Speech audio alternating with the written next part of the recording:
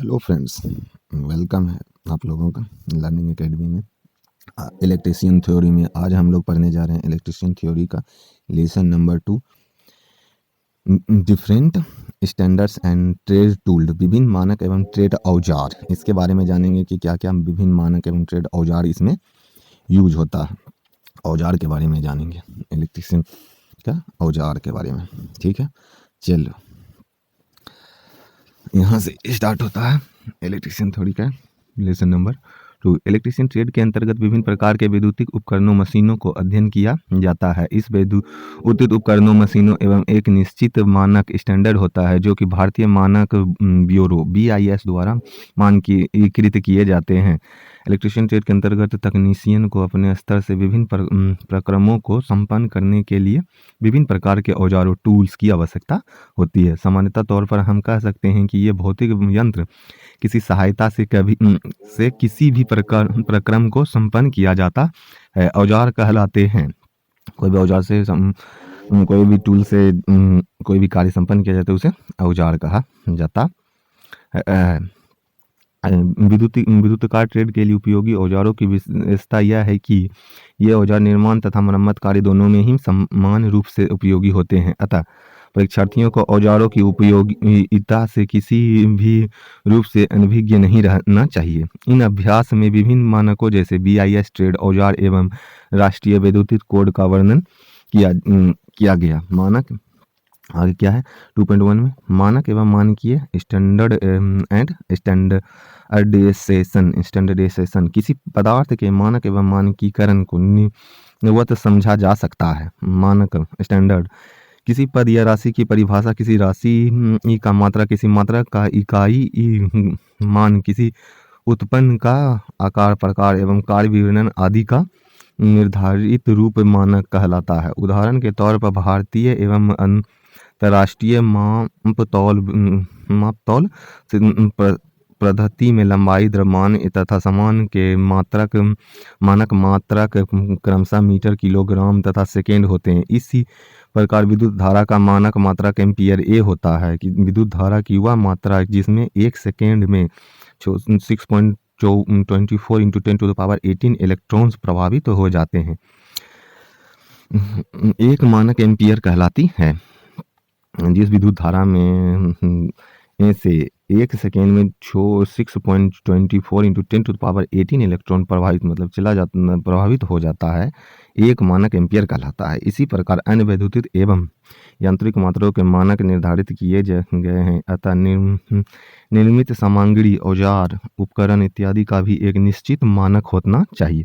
इन सब औजारों का एक निश्चित मानक होना चाहिए, इसीलिए मानक एवं मानकीकरण का आज चैप्टर हम लोग पढ़ रहे हैं। ठीक है, स्टैंडर्डाइजेशन मानकीकरण भारतवर्ष में SI स्टैंडर्ड इंटरनेशनल के आधार पर वर्ग 1969 में SI इंडियन स्टैंडर्ड इंस्टीट्यूट ने मानकों के निर्धारण का कार्य प्रारंभ किया था। उक्त संस्थान का यह कार्य मानकीकरण कहलाता है। इस प्रक्रिया का मुख्य उद्देश्य है उपभोक्ताओं के हितों की रक्षा करना, भारतीय वस्तुओं के स्थानीय और अंतर्राष्ट्रीय बाजार में विक्रय के लिए कुछ निश्चित मानकीकरण विधियां आवश्यक होती है। विद्युत की सभी उपकरण, मानक आदि सभी ISI प्रणाली प्रमाणित होने चाहिए। भारत में वस्तुओं के मानकीकरण के लिए BIS मानक स्थापित किया गया है। अंतर्राष्ट्रीय स्तर पर वस्तुओं को मानकीकरण के लिए ISO international standard of organisation बनाया गया है। आगे इस लेसन का BIS और ISI के लाभ, एडवांटेज ऑफ BIS और ISI, इनके लाभ क्या है पढ़ेंगे। BIS और ISI मानक द्वारा उपभोक्ताओं को निम्न लाभ प्राप्त होते हैं। इसके द्वारा मानक उत्पादन को चयन करने में सहायता मिलती है। इसके द्वारा धोखाधड़ी से बचा जा सकता है। इनके द्वारा जीवन तथा संपत्ति के प्रति संकट हेतु सुरक्षा किया जाना आवश्यक और आसान प्राप्त होता है। उपकरण गुणवत्ता होने पर ISI चिन्हित उत्पादों को निःशुल्क प्रतिस्पर्धा प्राप्त होता है। मात्रकों की एसआई प्रणाली, एसआई सिस्टम ऑफ यूनिट, यह प्रणाली नेशनल फैसिक लेबोरेटरी यूके तथा national bureau of standard USA द्वारा मिलकर बनाई गई है।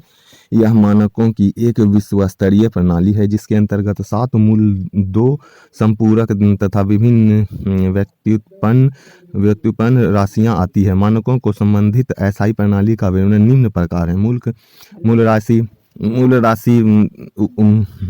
राशियां फंडामेंटल यूनिट्स, लंबाई मीटर, भौतिक रासायनिक मात्रक लंबाई। आगे है PIS, ISI के लाभ। Advantage of PIS ISI, BIS बाय ISI मानक द्वारा उपयोगकर्ताओं को निम्न लाभ प्राप्त होते हैं। इसके द्वारा मानक उत्पादक को चयन करने में सहायता मिलती है। इसके द्वारा धोखाधड़ी से बचा जा सकता है। इसके द्वारा जीवन तथा संपत्ति के प्रति संकट हेतु सुरक्षा अवश्य प्राप्त होता है। उप मानक गुणवत्ता होने पर ISI चिन्ह उत्पादों को निःशुल्क प्रतिस्पर्धा प्राप्त होते हैं। SI मात्रक में ये सब, BIS मात्रक में ये सब लाभ उपभोक्ताओं को प्राप्त होता है। मात्रकों की SI प्रणाली, SI सिस्टम ऑफ यूनिट्स, यह प्रणाली national physics laboratory UK and national bureau of standard USA द्वारा मिलकर बनाई गई है। यह मात्रकों की एक विश्व स्तरीय प्रणाली है जिसके अंतर्गत 7 मूल, 2 संपूरक तथा विभिन्न व्युत्पन्न राशियां आती है। मानकों की संबंधी SI प्रणाली की विवरण निम्न प्रकार है।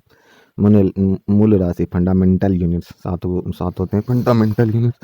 लंबाई, उस भौतिक राशि क्या है, लंबाई, और मात्रक मीटर, प्रतीक सिंबल M है। लंबाई को किससे नापते हैं, मीटर से।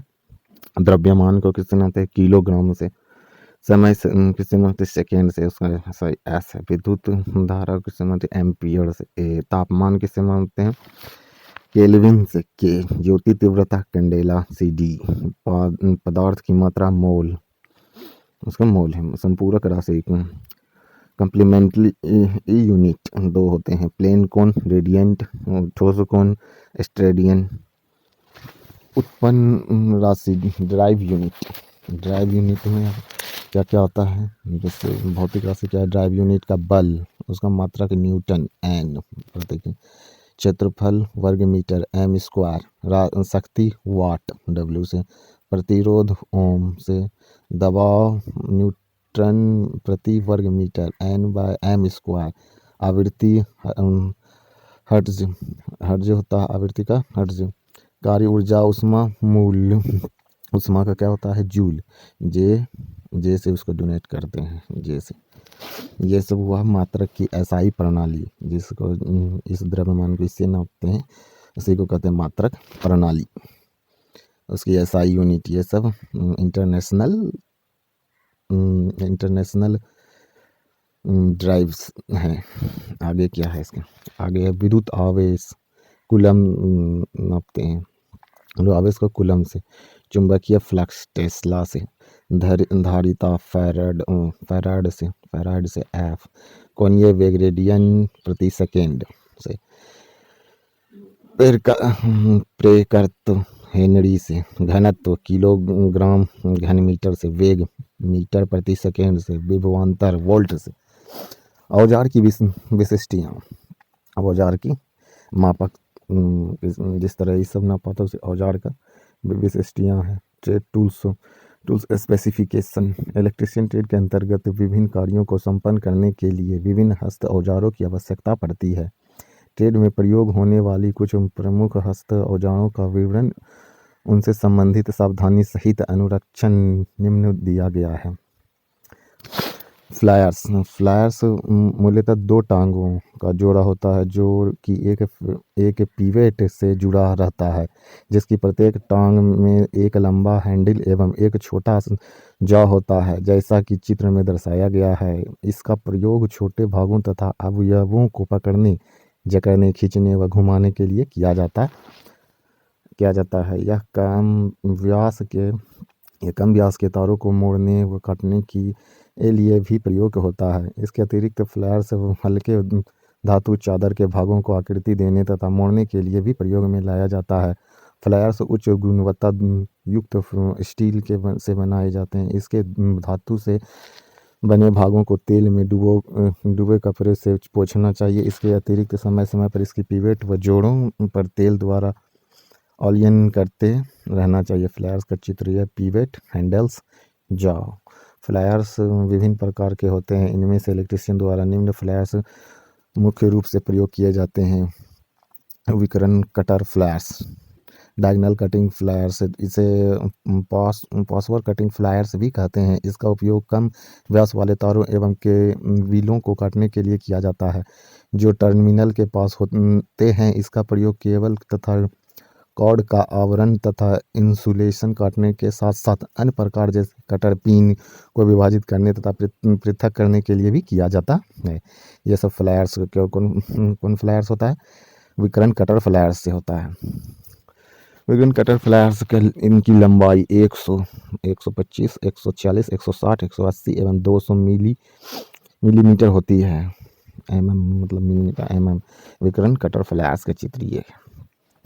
एंड कटिंग फ्लायर्स का ये है। इन फ्लायर्सों को प्रयोग कम व्यास युक्त तार पिन कीलों को काटने तथा कीलों की लकड़ी में से निकालने के लिए किया जाता है। ये 130, 160, 180, 200, 210 एवं 240 लंबाई में उपलब्ध होती है। एंड्स कटिंग फ्लायर्स, तो इनमें फ्लैट नोज फ्लायर्स इनका प्रयोग तारों व धातु को छोटे टुकड़े को बनाने तथा उन्हें आकृति प्रदान करने के लिए किया जाता है। इसमें अतिरिक्त धातु के केबल से आवरण हटाने एवं छोटे भागों को पकड़ने व जकड़ने के लिए भी इनका प्रयोग किया जाता है। ये 100 से 120, 140, 160, 180 एवं 200 मिलीमीटर लंबाई में में उपलब्ध होते हैं। फ्लैट नोज फ्लायर्स इसे कहते हैं। इसका ये होता है। राउंड नोज फ्लायर्स, इनके जबड़ों को आकृति सख्त व आकर होने के कारण इसके द्वारा विभिन्न परिमापों के वक्र तथा वृत्त बनाना संभव हो जाता है। इसकी लंबाई 120, 140, 160, 180 एवं 200 होती है। इसका प्रयोग तारों व हल्की धातु पट्टियों को वक्र रूप देने में करते हैं। तारों की कटिंग, पेचों में फिट हो सकने वाले को बनाने एवं छोटे भागों को पकड़ने के लिए भी इनका उपयोग किया जाता है। राउंड फ्लायर्स, ये इसका नोज राउंड होता है। लॉन्ग नोज फ्लायर्स, लंबा नोज फ्लायर्स कैसा होता है? इस फ्लायर्स को सीधी एवं वक्र जाव के रूप में बनाया जाता है। इसका प्रयोग विशेष रूप से छोटे भागों को सीमित परिक्षेत्र में पकड़ने के लिए किया जाता है। इसका आकृति ये होता है। इसकी लंबाई 160, 180, 200 एवं 220 होती है। इसको छोटे जगह में पकड़ने के लिए इसका किया जाता है। कॉम्बिनेशन फ्लायर्स क्या? कॉम्बिनेशन फ्लायर्स के जौ चटके होते हैं जिनका प्रयोग तारों व केबल के विभिन्न भागों को जकड़ने, पकड़ने एवं ऐंठने के लिए किया जाता है। कम व्यास के तारों एवं केबलों को काटने के लिए इनमें एक युग्म साइड कटर भी संयुक्त होता है तथा स्टील तारों को काटने के लिए एक युग्म संयुक्त कटर की भी सुविधा होती है। इसके अतिरिक्त बेलनाकार वस्तु को जकड़ने व पकड़ने के लिए संयुक्त फ्लायर्स में एक पाइप ग्रिप फ्लायर्स भी लगा होता है। ये फ्लायर्स 140, 160, 190, 210 एवं 250 लंबाई में उपलब्ध होते हैं।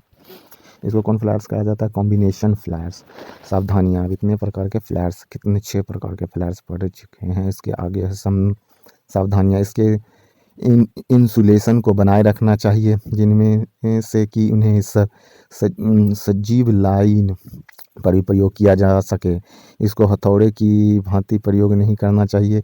इसके कटर का प्रयोग स्टील के तारों को काटने के लिए नहीं करना चाहिए। इसका प्रयोग गर्म धातुओं को पकड़ने के लिए नहीं करना चाहिए क्योंकि ऐसा करने से इसका इंसुलेशन शीघ्र ही नष्ट हो जाएगा और इनमें सजीव लाइन व प्रयोग नहीं किया जा सकता है। सजीव लाइन मतलब चलता हुआ करंट। इनकी पीवेट में समय समय पर 1-2 बूंद मोबिल ऑयल डालते रहना चाहिए पीवेट में। हैमर, अब हैमर का क्या अब यहाँ फ्लायर्स पड़े, अब आगे है हैमर। हैमर लोहे से निर्मित वह औजार है जिसका प्रयोग कील ठोकने, दीवारों में बने छिद्र में रॉड, प्लग व गिट्टी लगाने में, छेनी की सहायता से दीवार आदि में छिद्र करने के लिए किया जाता है। जैसे फेस पिन, आई होल, नेत्र व हैंडल इनके युक्त भाग होते हैं। हैंडल अनेक प्रकार आकार प्रकार के होते हैं। इसमें कार्य के लिए 400 ग्राम भार वाला बॉल पिन हैमर प्रयोग किया जाता है। कुछ मुख्य हैमरों का संक्षिप्त वर्णन निम्नलिखित है। बॉल पिन हैमर, इसे लोहे को फोर्जिंग करके बनाया जाता है। इसमें एक तरह की आकृति बॉल की तरह होती है। इससे गिट्टी के लिए दीवार के में रोल, प्लग लगाने व रिवेटिंग करने के लिए प्रयोग किया जाता है। बॉल पिन ऊपर को क्या कहते हैं? Ball pin, wedge, neck, face, handle. Ball pin, wedge, neck, face, ball pin hammer इसे कहते हैं। देख लो, स्ट्रेट पिन हैमर इसे कहते हैं। ये भी लोहे के फोर्जिंग द्वारा ही निर्मित होते हैं। ये मुख्यतः 125 ग्राम, 250 ग्राम व 500 ग्राम भार में बनाए जाते हैं। इसका उपयोग बढ़ईगिरी में होता है। बढ़ईगिरी में। पिन, ऊपर बना पिन, फेस, हैंडल, वेज, इन फेस हैंडल होते हैं। मेटल हैमर, लकड़ी द्वारा बने हैमर को मेटल कहते हैं। इसका प्रयोग अधिकतर धावित वक्र चादर के लिए होते हैं। इसमें बनाने में साधारणतः शीशम, इमली, सागौन या कोई अन्य कठोर लकड़ी का प्रयोग किया जाता है। हैमर का प्रयोग करते समय इसे हैंडल के आधे भाग को कसकर अपने हाथ में पकड़ना चाहिए।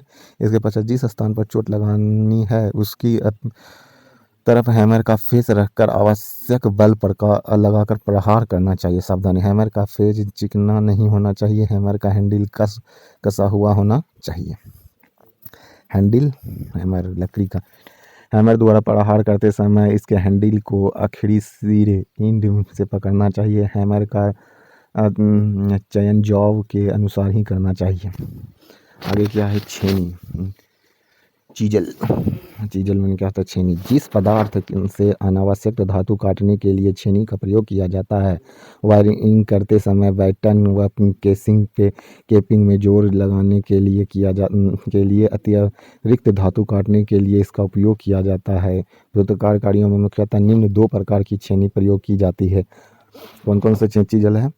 फार्मर छेनी, इसे फार्मर चीजल कहते हैं। यह उच्च कार्बन स्टील का क्रोम वेनेडियम स्टील से बनी होती है। इसका कटने वाला भाग बहुत ही पैनिक होता है जो लकड़ी की कटिंग के लिए प्रयोग होता है। इसकी लंबाई 15 सेमी तक होता है। हैंडल हेड फैरूल इसमें फैमर छेनी का होता है। लकड़ी की कटिंग करने के लिए ये छेनी किसका यूज होता है? लकड़ी की कटिंग करने के लिए। लकड़ी की कटिंग करने के लिए इसे हैंडल द्वारा पकड़कर सर्वप्रथम कटिंग एज को लकड़ी पर उपयुक्त कोण पर सेट किया जाता है, जिसके पश्चात हैमर की सहायता से इसे सिरे हेड पर आवश्यकता अनुसार प्रहार करते हैं। फार्मर चीजल, ठंडी छेनी, कोल्ड चीजल, इसका प्रयोग मशीनरी कार्य में होता है। यह निम्न कार्बन इस्पात से निर्मित होती है। इसकी लंबाई 18 सेंटीमीटर तक होती है। ठंडी छेनी का कटिंग एज, ठंडी छेनी का प्रयोग सावधानीपूर्वक कसकर पकड़कर करना चाहिए। इसे हैंडल से पकड़कर इसके कटिंग एज से धातु का हटानी चाहिए। छेनी सावधानियाँ, इसमें क्या करते हैं? छेनी, फार्मर छेनी, इस छेनी को मैलेट के साथ प्रयोग करना चाहिए। इसे पेचकस की भांति प्रयोग नहीं करना चाहिए क्योंकि इस प्रकार छेनी खराब हो सकती है और चोट भी लग सकती है। इसकी धार कुंद हो जाने पर इसे ऑयल स्टोन या वाटर स्टोन पर घिसकर धार तेज कर लेनी चाहिए। इससे धातुओं पर प्रयोग नहीं करना चाहिए। ठंडी छेनी, यदि इसका एंड फैल गया हो तो इसे ग्राइंडर कर पिघला कर सही आकृति में कर लेना चाहिए, अन्यथा इसके टुकड़े चोट पहुंचा सकते हैं। इसकी धार तेज तथा टेम्पर्ड होनी चाहिए। अब आगे 4 नंबर में आता है हेक्सा। हेक्सा का क्या काम है? यह लोहा आदि धातुएं वस्तुओं को काटने वाला हस्त औजार है। इसमें मुख्यतः एक एडजस्टेबल फ्रेम हैंडल, उच्च कार्बन इस्पात ब्लेड तथा एडजस्टेबल ब्लेड होल्डर होता है। इसके ब्लेड की लंबाई प्रायतः 30 सेंटीमीटर होती है। विद्युत कार्य इसका प्रयोग लोहे व अन्य धातुओं की चादरों, पाइपों, तारों, नट बोल्ट आदि को काटने के लिए करते हैं इसको। अब ये चित्र के नाम विंग नट, जिसे कसा जाता है उसे विंग नट कहते हैं। हैंडल है, फिक्स्ड ब्लेड होल्डर है, समांती ब्लेड होल्डर हेक्सा कहलाता है। सावधानी, इसका ब्लेड अच्छी तरह कसा हुआ होना चाहिए। ब्लेड के दांतों आगे की ओर होनी चाहिए। अधिक मोटे जॉब की कटाई करते समय शीतलत अथवा जल का उपयोग करना चाहिए। आड़ी शॉ, वुड शॉ, आड़ी कहते हैं शॉ। यह किसी वस्तु को काटने के लिए उपयोग में लाया जाने वाला हस्त औजार है, जिसके प्रयुक्त धातु के ब्लेड पर अलग अलग आकार के दांते बने होते हैं, जिसका प्रयोग लकड़ी, धातु, चादरों, पाइप आदि को काटने के लिए किया जाता है। आड़ी को पकड़ने के लिए लकड़ी के मजबूत हैंडल का उपयोग किया जाता है। इलेक्ट्रीशियन ट्रेड में प्रयोग की जाने प्रमुख आड़ियाँ निम्न प्रकार की होती है।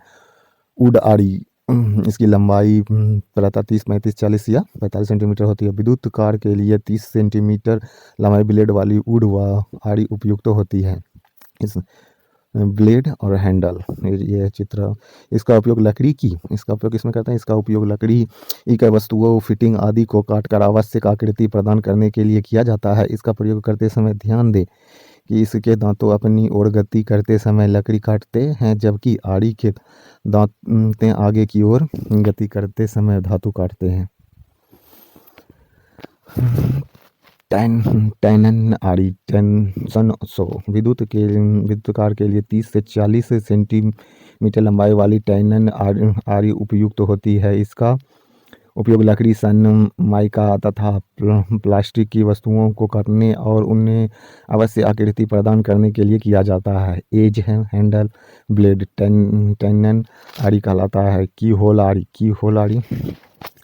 यह लगभग 3 से 4 सेंटीमीटर चौड़े और 15 से 20 सेंटीमीटर लंबे वाली छोटी आड़ी होती है। विद्युत कार्य सनमाइका टॉप वाले वायरिंग बोल्ट में ड्रिल मशीन से किए गए गोल छिद्रों के आवश्यक अनुसार आयताकार आकृति प्रदान करने के लिए इसका उपयोग करते हैं।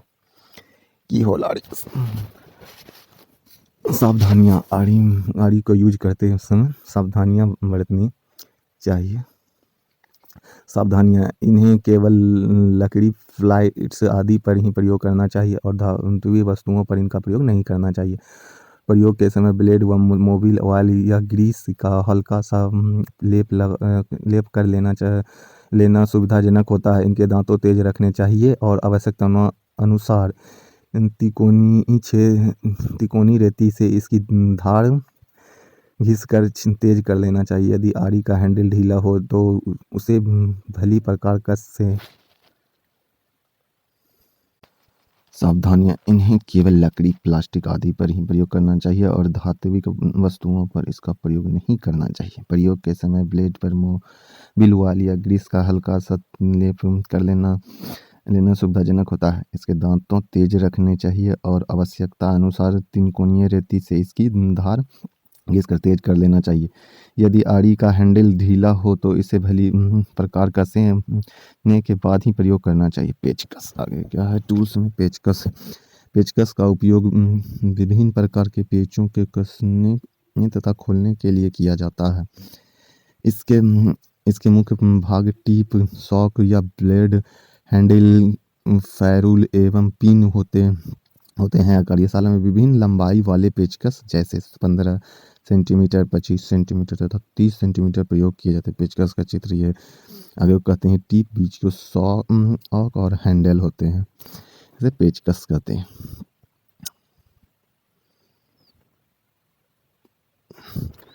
ये अनेक आकार प्रकार के होते हैं, जैसे flat tip, cross tip, you tip आदि। इसके सॉक या ब्लेड की लंबाई के आधार पर इसका आकार व्यक्त किया जाता है। सामान्यतः 5 से 30 सेंटीमीटर सैक लंबाई वाले पेचकस प्रयोग किए जाते हैं। इस वैद्युतीकार के लिए 8 सेंटीमीटर तथा 30 सेंटीमीटर सैक लंबाई तथा फ्लैट टिप वाले पेचकस आवश्यक होते हैं।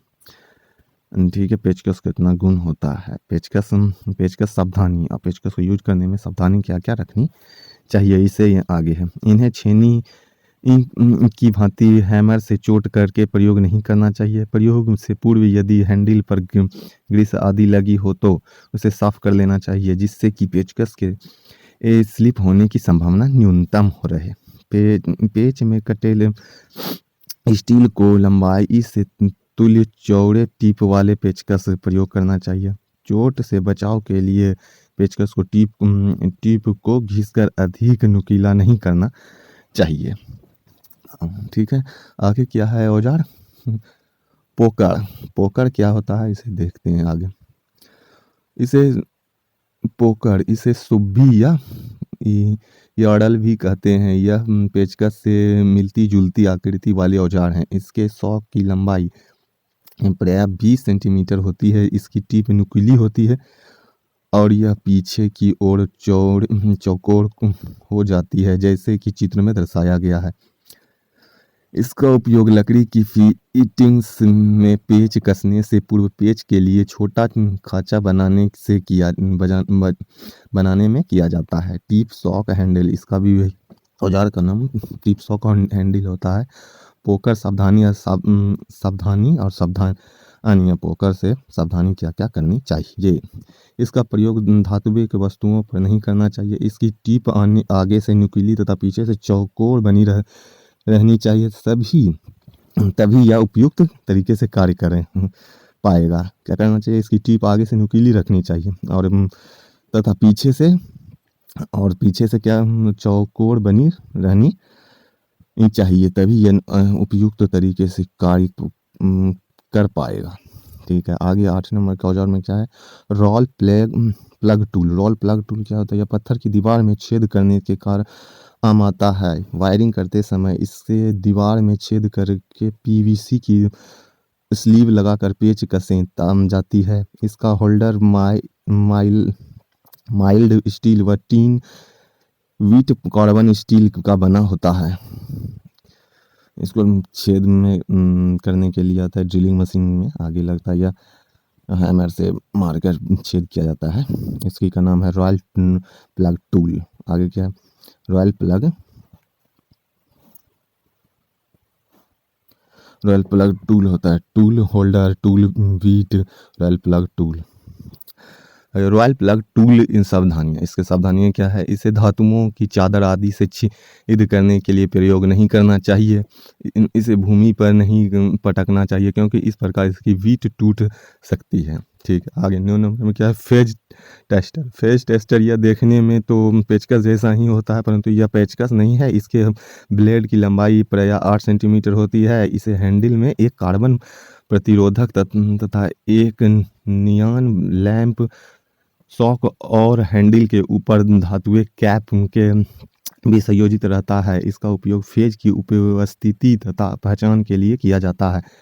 जब भूमि पर रखा व्यक्ति इसकी कैप को संपर्क करता हुआ इसकी टिप को फेज तार पिन से संपर्क करता है, तो इसका नियॉन लैंप चमक उठता है और जो फेज की उपस्थिति दर्शाता है। यह 500 वोल्ट तक कार्य करने के लिए बनाया जाता है।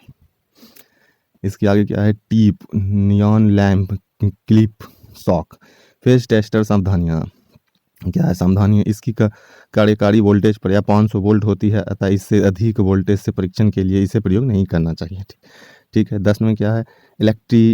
इलेक्ट्रीशियन चाकू, इलेक्ट्रीशियन केनैफ। यह एक इंसुलेटेड चाकू होता है। इसका प्रयोग तारों पर इनसे इंसुलेशन हटाने के लिए किया जाता है। इससे 2 ब्लेड होते हैं, जिसमें से एक ब्लेड काफ़ी तेज़ धार वाली होती है, जो इंसुलेटर छीलने में प्रयोग की जाती है। वह दूसरी ब्लेड कम धार वाली होती है, जो SI तारों पर से इनेमल व गंदगी हटाने का कार्य करती है। इलेक्ट्रीशियन चाकू ब्लेड। इलेक्ट्रीशियन चाकू सावधानी, इसका प्रयोग तारों को काटने के लिए नहीं करना चाहिए। प्रयोग करने के बाद इसे बंद करके टूल किट में रखना चाहिए। इसका प्रयोग माल तारों का इंसुलेटर खुरचने में नहीं करना चाहिए। ये है, ठीक है। आगे की पार्ट 2 का अब आगे पढ़ेंगे। धन्यवाद। Thank you for